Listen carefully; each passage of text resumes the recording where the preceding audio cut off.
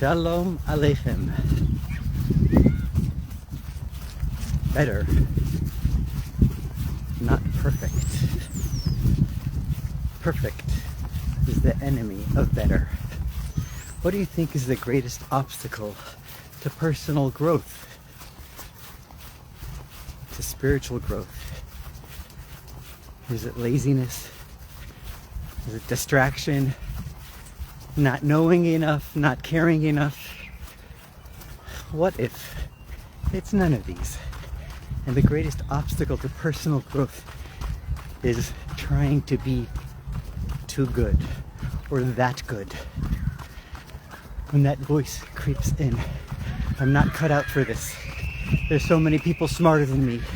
They're more spiritual. They're more capable. I'll never be one of those. Who will I be anyway? It doesn't move you forward. It stops you cold.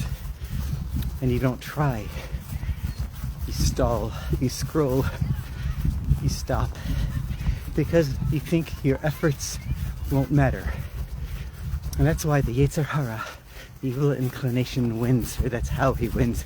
Not necessarily by tempting us to sin, but by convincing us that our efforts are meaningless. He doesn't have to drag us down. He just has to whisper, why bother? So we have a fascinating situation. The Torah is a book of laws. The Torah's Chaim. It's our guide for life, for a meaningful life. When you open up a guide of anything, you expect clear instructions, rules, how to work it, whatever you're working. You would expect Shabbos, Tefillin, kosher, nothing. It starts with sibling rivalry, a bunch of stories. It's like buying a car or something techie, and you open up the manual and you get a bunch of stories of the childhood stories of the author. Why is that? Because the Torah knows something that we sometimes forget. That people aren't perfect, and we're not meant to be perfect. And not only that, but we grow from our imperfections, from our challenges, from our conflict, and from our progress. The Torah starts with stories, because stories are our best teachers. The sages said, Maaseh Avos Siman Lebanim. The lives of our ancestors are not just history, they're blueprints. So here we're going to go on a little journey. I learned from Rabbi Schneier Ashkenazi, an amazing man who collected teachings from all over, and including our Rebbe, of course. And here we're going to take a journey into the Torah itself and into the stories of the Torah, and see how the arc of the beginning of the Torah, the journeys, the stories, the experiences that the Torah teaches and relates are really lessons for us. We start at the tippy top or rock bottom. You decide. The two brothers, Cain and Hevel. Two brothers offer offerings. Two offerings, but one, God only accepts one. He accepts Hevel's, not Cain's. What does Cain do? He kills him. Next story, Yitzchak and Yishmael. Yishmael sees Yitzchak becoming the miracle child. Instead of attacking, he walks away. It's already a step up. Yaakov and Esav. After decades of tension, Esav hugs his brother. Not necessarily forgiveness, but it's a start, a step up. Yosef and his brothers, they sold him, they betrayed him. And yet when they come to Egypt, Yosef weeps and embraces them. And he says, you didn't send me here, God did. That's growth and greatness. His sons, Menashe and Ephraim. Ephraim is placed first for the blessings of his grandfather, Yaakov. Menashe, the older brother, sees it. No protest, no resentment, strength and upgrading from his predecessors. Finally, we come to Moshe and Aaron. Moshe and Aaron. Moshe is the younger brother.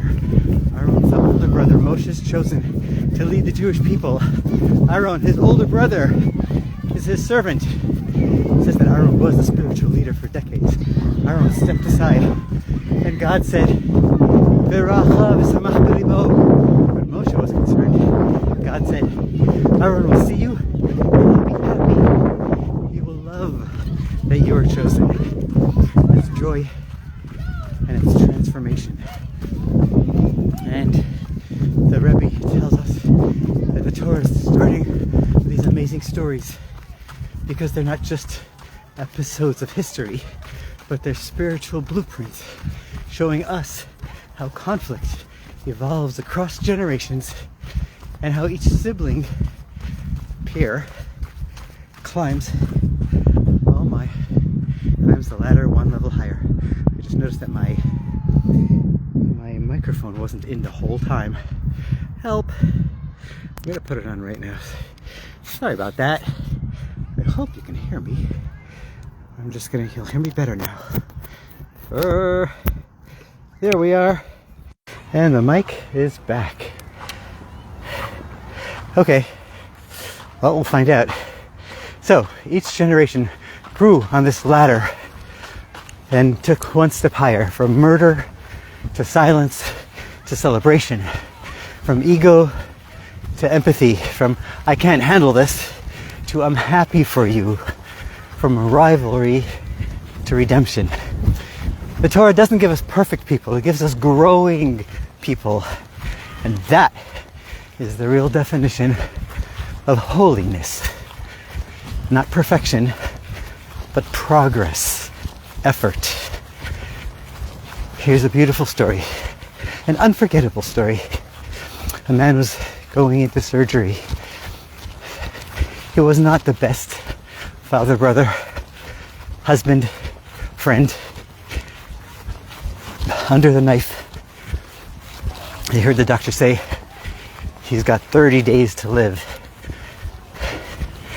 When he woke up, he saw he was still alive. He completely transformed. He woke up early, made breakfast for the family, customized, personalized breakfast. He brought his wife coffee. He smiled at strangers. He was nice to people in the office. He called friends. He lived every minute like it really counted, because to him it did. And then day 31 comes along and he's still alive. And 35 and 40 and 50. He goes back to his doctor. He says, "What's going on here? I heard you say I have 30 days to live. What happened?" This doctor said, "That wasn't you. We were talking about someone else."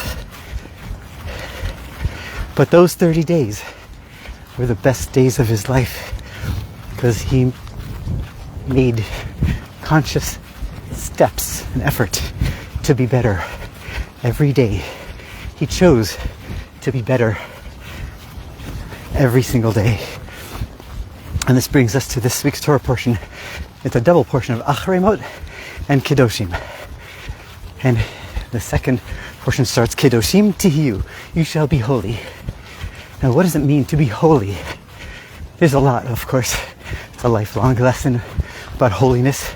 But Rashi, the biblical commentator, says in a different place, Kedoshim means kadesh hatzmacha b'mutalach. Sanctify yourself, even in what's permitted to you. In other words, holiness doesn't mean be perfect. It means be mindful, choosing a little restraint, a little elevation, even when it's technically allowed.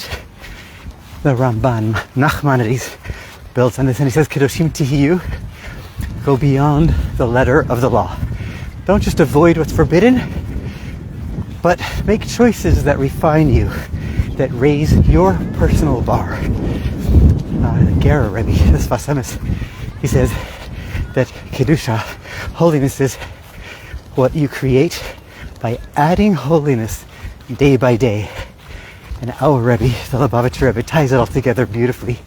He says the commandment is Kedoshim Tihiyu. You shall be. But you shall be is also future tense. God isn't saying, be holy like me right now. He's not saying, be perfect. He's saying, become holy. Walk the path. You will be holy. You always will be holy. We're not reaching perfection. We're not even aiming for We're not even aiming for perfection. But we're walking the walk. We're walking towards holiness with purpose. It's the journey of a person. And it may be messy. It may be inconsistent. I know. But we keep choosing the next good step. So that's what holiness is. It's about choosing to be better. Our Torah says it. It says better is better than perfect. To be better, to try harder, is better than perfect. And that's the title. The title of this running commentary is better is greater than perfect. It's not just the title. It's the whole point. And that's the story. This morning glory. It's a beautiful day. God bless you all. Hope all is well. Lehitraot.